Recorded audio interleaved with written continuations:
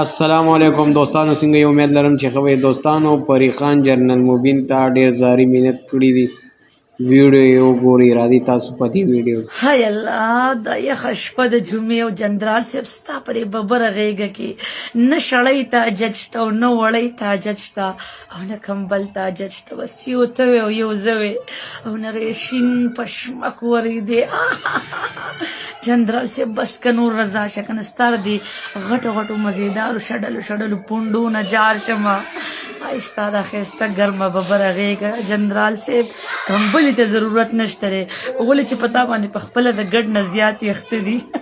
جنرال صاحب په دې یخنۍ کې به دله په دې مشایل تیلو باندې پونډۍ غوړوم او ږیره به هم دله پې غوړوم، سر به هم دله پې مالش کوم. بس که رضا شه که نه نور ستم مه کوو که نه. جنرال صاحب ولې دا خلک خوشحاله دا ګرمو ښځو سرداره به داسې یوازې ناستې په دې کړنګ ژمي کې ستا په ماړه هم نه خوږېږي. جنرال صاحب زما خپې رپېږي په دې یخنۍ کې ځان نه چې ته راسره یې د چا د قصده ښه په جګ کې زما په غېږ کې زه یم ستا تر څنګه. جنرال صاحب څنګه مزه به کوي، کویلي ته به حاجت نه. دوستانو، تاسو د پری خان دا خبرې واورېدې. جنرال مبین صاحب ښه په غټه بله اورېدلی دی. تا ته جنرال مبین صاحب چا ویلې چې ته د ټیک ټاک جینکو پسې خبرې کوه؟ دا خو هغه پلیتې کنجرې ښځې دي چې اوس دې نه پرېږدي.